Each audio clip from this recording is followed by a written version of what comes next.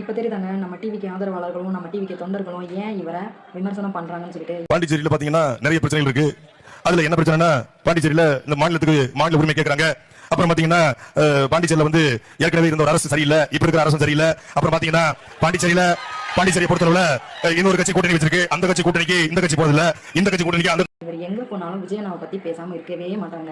இவரை பொறுத்தவரையும் இவரோட ஆப்போனன்ட் டீம் நம்ம மட்டும் தான் நினைக்கிறேன். ஏன்னா டிஎம்கே ஏடிஎம்கே எல்லாம் கிடையாதா என்னன்னு தெரியல. எங்க போனாலும் விஜயனாவை பத்தி தான் பேசிட்டு வராரு. அது நார்மலா பேசினா பரவாயில்ல, கிண்டல் அடிச்சு பேசிட்டு வராரு. இவங்க வந்து என்ன சொல்றது, அரசியலுக்கு வந்தது வந்து கிண்டல் அடிக்கிறதுக்கா, அடுத்த கட்சி கிண்டல் அடிச்சுட்டு போகிறதுக்கா, ஓட்டு சேகரிக்கணும்ல, அந்த வேலையை பாருங்களேன். ஏங்க எப்போ பார்த்தாலும் எங்கள் விஜயனாவே விட்டுட்டு இருக்கீங்கன்னு தெரியல. உங்கள் வாயாலேயே உங்களுக்கு கிடைக்கிற ஓட்டு கூட கிடைக்க போகிறதுலையுமே பேசி பேசியே ஓட்டை தான் வாங்குவாங்க. இவர் பேசி பேசியே ஓட்டெல்லாம் இழக்கிறாங்க. சரிங்களா?